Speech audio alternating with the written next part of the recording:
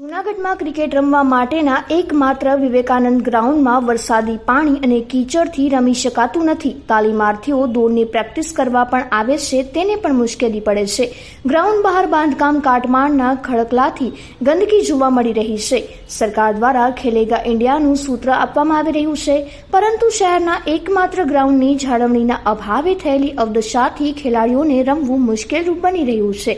જેથી પાણીનો નિકાલ અને ડમ્પિંગ સાઇટ હટાવી ગ્રાઉન્ડની કાયમી જાળવણી કરવામાં આવે તેવી ક્રિકેટરો અને તાલીમાર્થીઓએ તંત્રને માંગ કરી છે. સાંભળ્યા છે. હું અહીંયા ફોરેસ્ટની પ્રેક્ટિસ કરું છું, તૈયારી કરું છું.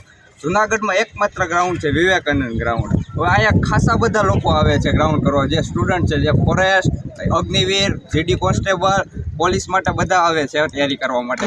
પણ ગ્રાઉન્ડની હાલત એટલી બધી ખરાબ છે ને કે કોઈ રનિંગ કરી નથી શકતું. એમાં ચોમાસા પછી તો બહુ બધી તકલીફ થાય છે. અને અહીંયા એ લોકો અહીંયા ડમ્પિંગ સાઇટ છે, જ્યાં કચરો થાય છે. કચરાની હિસાબે મચ્છર થાય છે.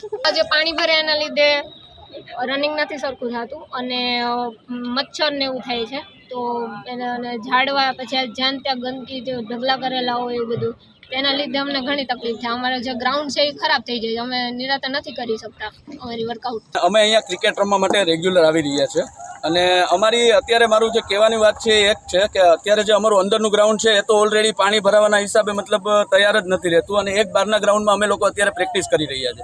તો એ ગ્રાઉન્ડમાં પણ અત્યારે ડમ્પરના જે પેલા કચરા નાખી રહ્યા છે, તો એના હિસાબે અમારું એ પણ ગ્રાઉન્ડ અત્યારે બંધ થવાની સ્થિતિ ઉપર છે.